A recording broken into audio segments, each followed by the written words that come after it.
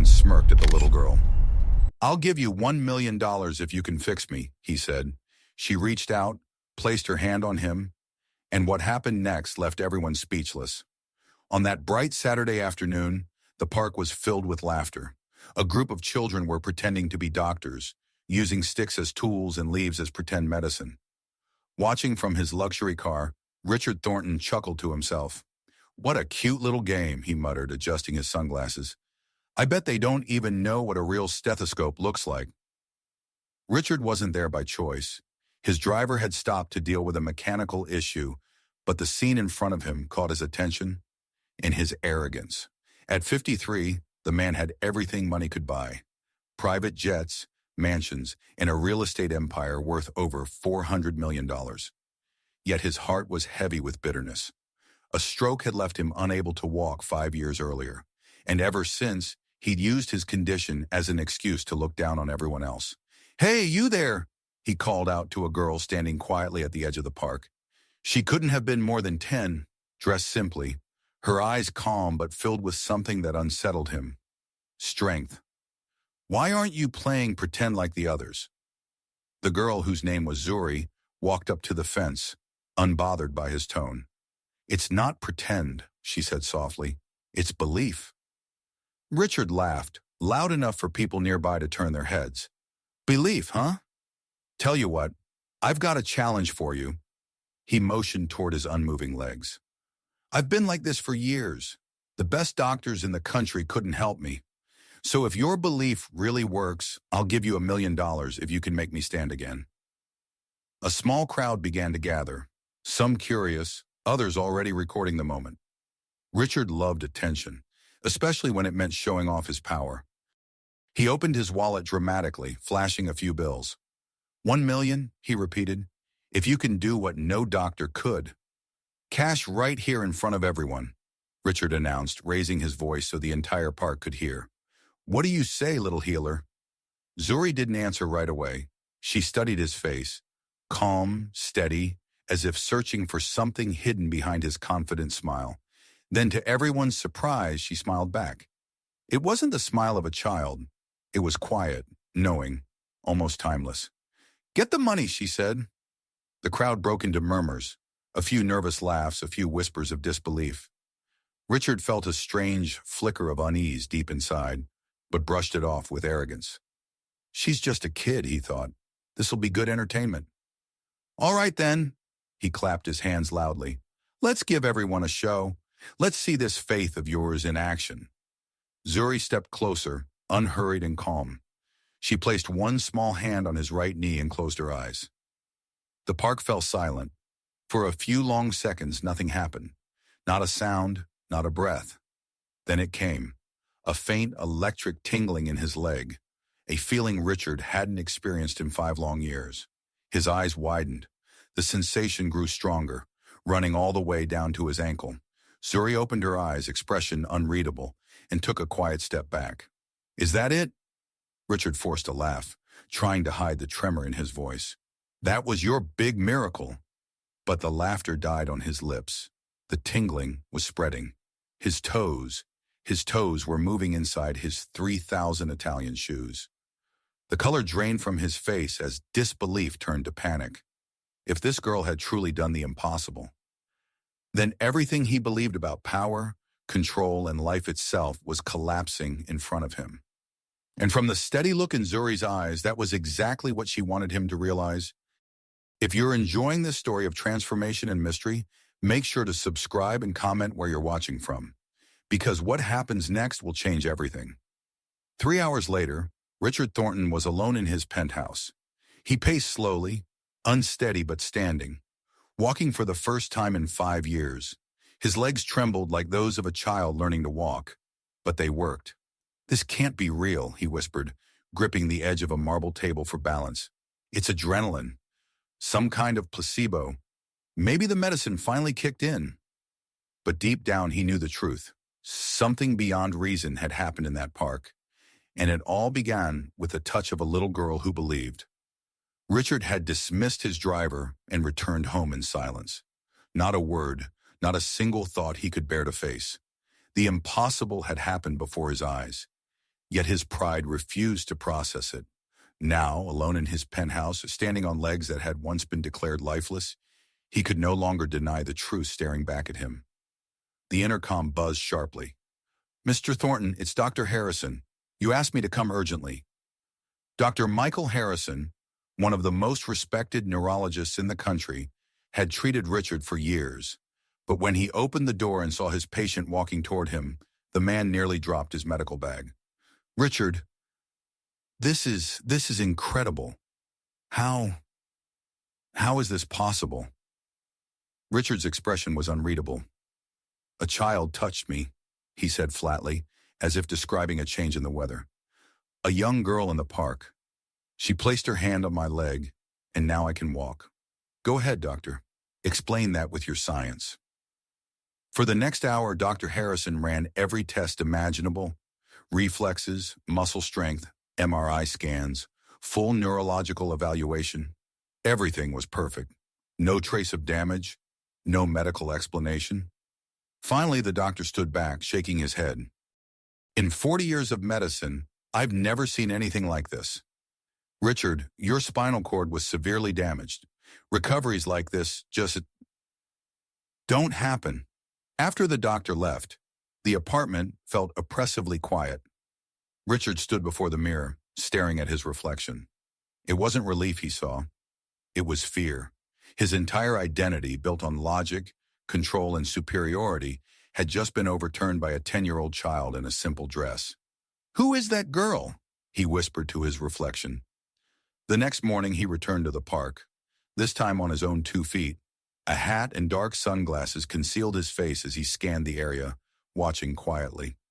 And then he saw her, Zuri. She walked along the same path as before, her old sneakers scuffing the pavement, a patch backpack slung over her shoulder. She sat on a bench, opened a worn-out book, and began to read. Astronomy for Beginners. Richard hesitated, then approached slowly. "So, you really did it, didn't you?" Zuri looked up, her eyes calm, unshaken. "Did you come to pay me back?" He let out a quiet breath.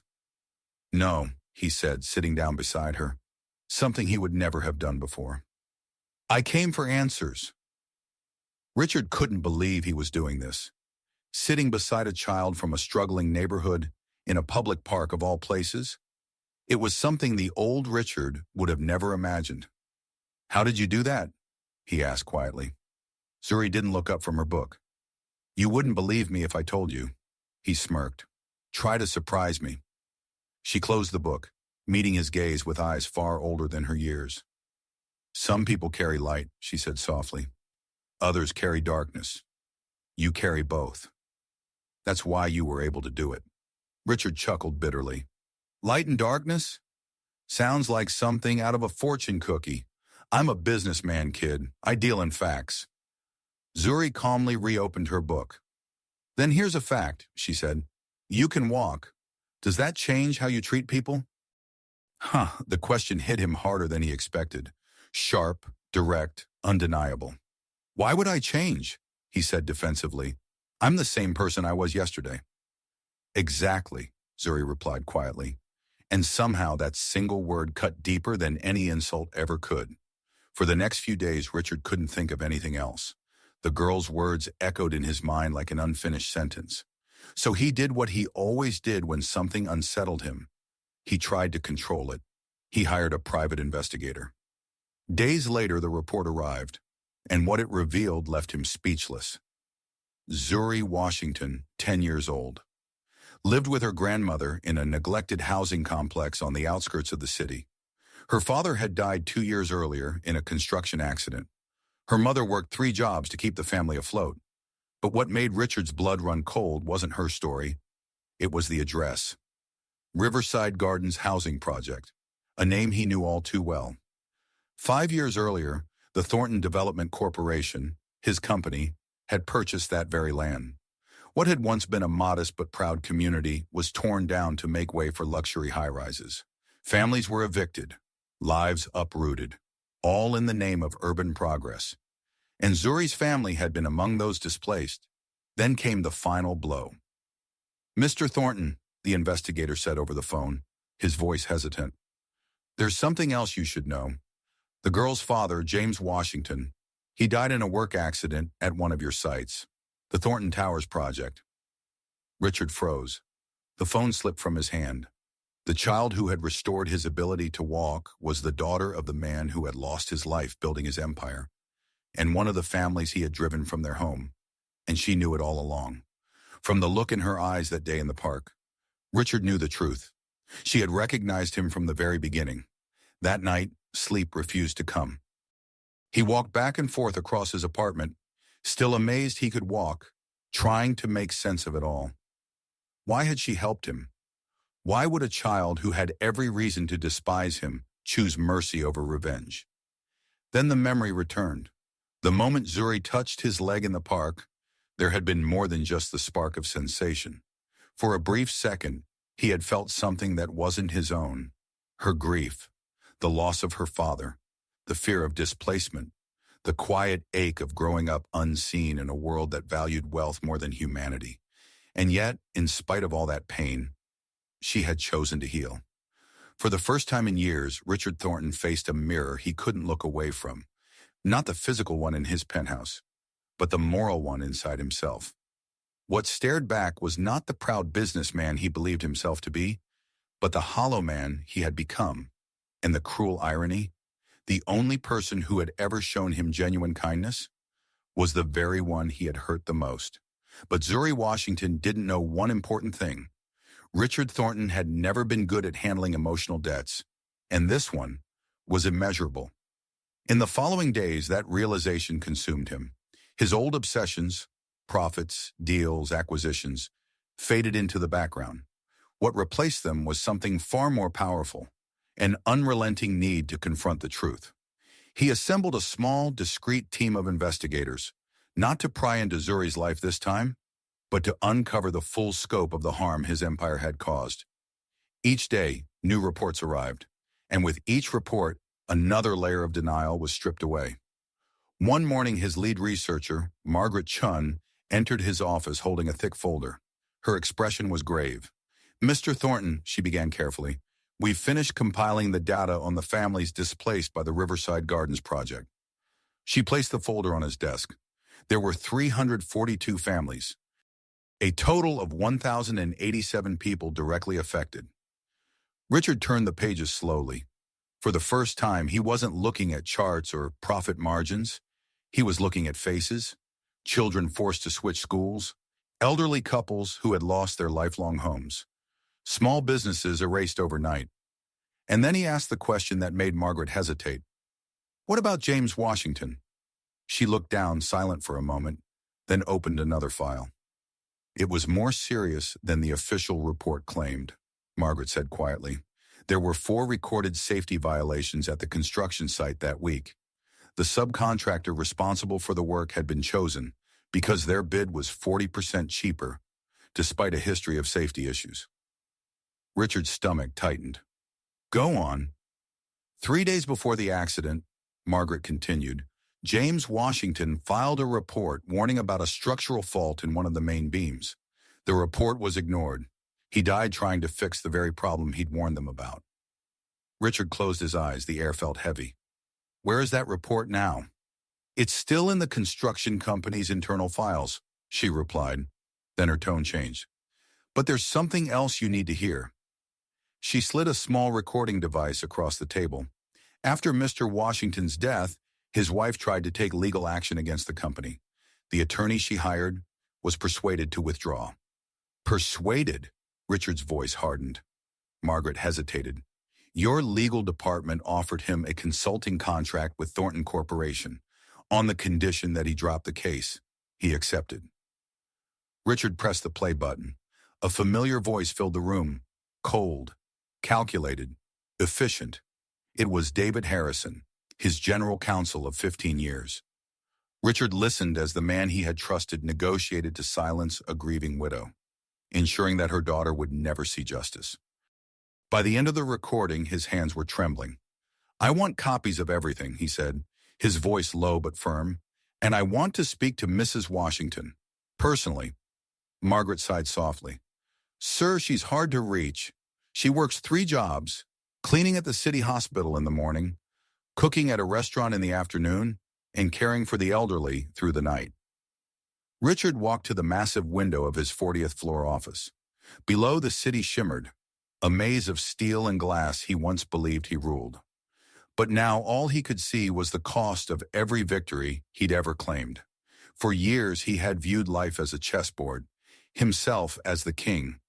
But in that moment, he understood the truth.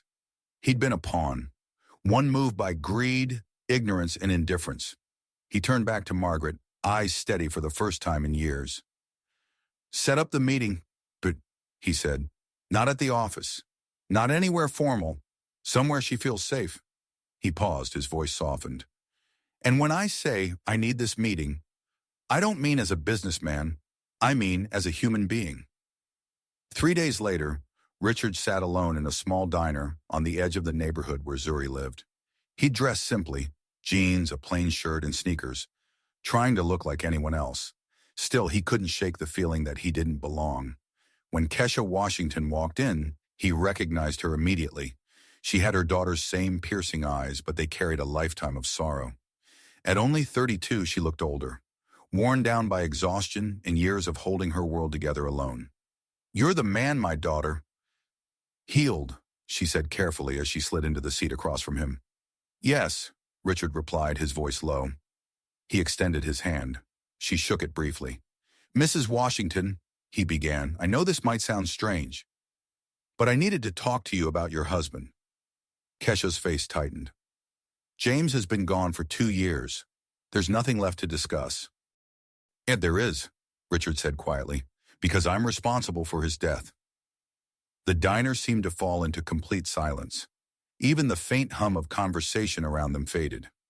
Kesha studied him for a long moment, her expression unreadable, waiting for a sign that this was some cruel trick, but she saw none.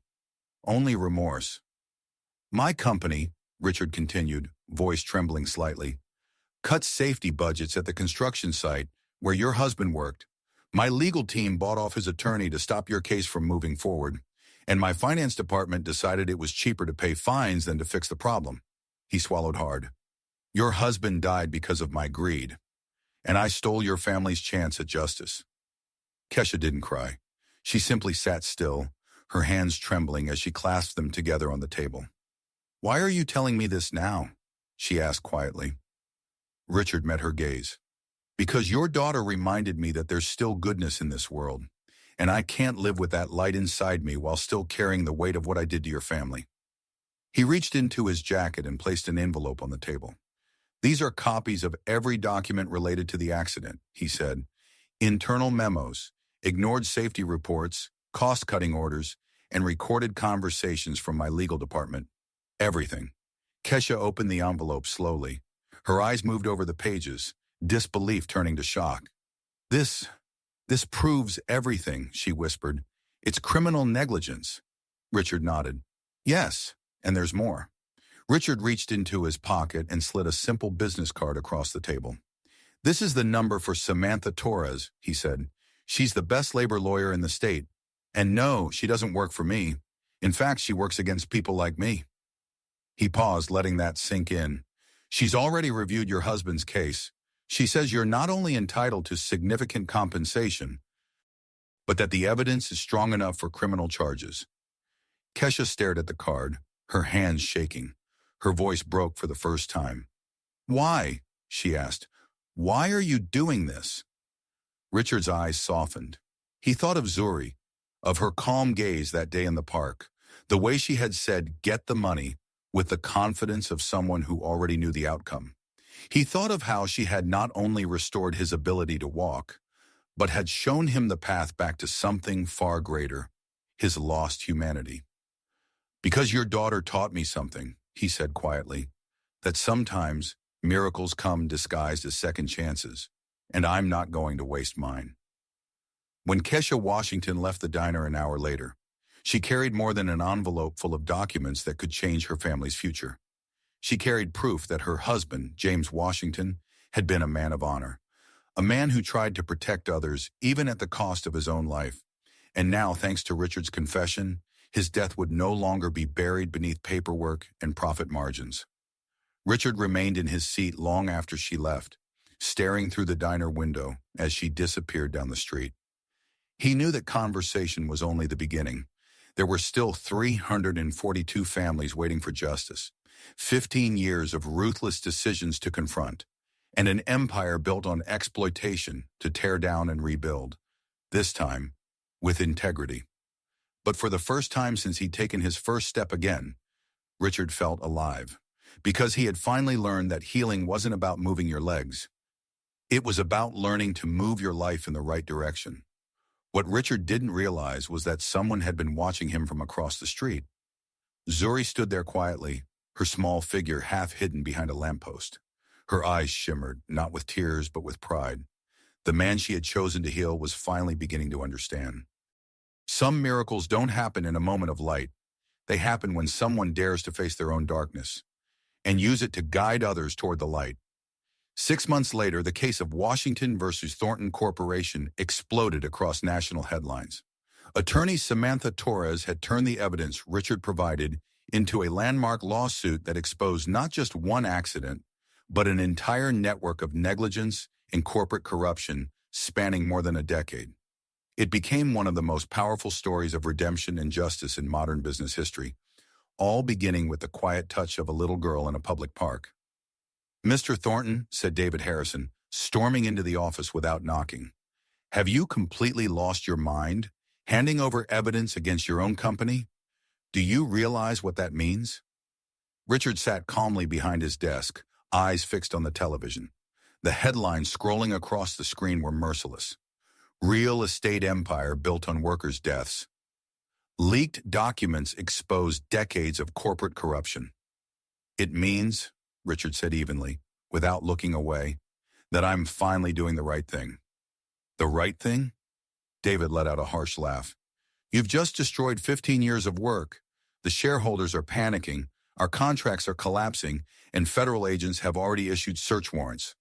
On the screen, Kesha Washington stood at the courthouse steps, surrounded by dozens of families who had once been ignored. Her voice was steady, powerful. "My husband died because someone decided his life was worth less than a few $1,000s in savings. Today, justice has finally arrived." For the first time in weeks, Richard smiled. "David," he said quietly, "do you remember the report James Washington filed 3 days before he died? The one you marked as irrelevant?" David's face drained of color. "How did you—" "I have copies of everything," Richard interrupted. "Every email you sent, every message ordering supervisors to ignore safety violations, every recording of you negotiating silence, every piece of proof showing how we turned human lives into numbers on a profit sheet." David sank back against the wall, the reality finally settling in. "You can't do this," he said weakly. "I've worked for you for 15 years. I followed your orders." "My orders were to maximize profit," Richard replied. "Your actions were to choose profit over lives, and now we both face the consequences." The intercom buzzed. "Mr. Thornton, there are federal agents in the lobby. They have a warrant." Richard stood up, straightened his tie, and exhaled. "Send them up. And David, call your lawyer. Not the one you paid to drop the Washington case." He paused, turning slightly. "That recording's already with the FBI." 2 hours later, Richard Thornton sat in a federal interrogation room, not as a suspect, not as a victim, but as a voluntary witness. For the first time in his life, he wasn't trying to defend his empire. He was finally dismantling it.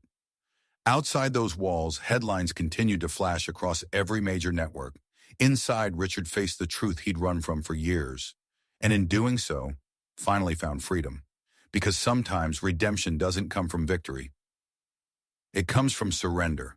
He had done the unthinkable, handed over to the authorities a file containing more than 2,000 pages of evidence, documenting 15 years of corruption and illegal practices inside his own company. "Mr. Thornton," said federal agent Sarah Chun, scanning the thick folder in disbelief, "this evidence is extraordinary.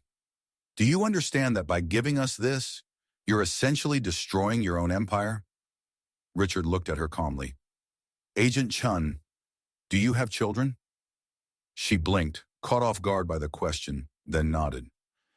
Then you understand, Richard said softly, that some things are worth far more than money. A 10-year-old girl taught me that. A week later, the headlines changed. Real estate magnate cooperates with federal investigation. Thornton testifies against his own executives.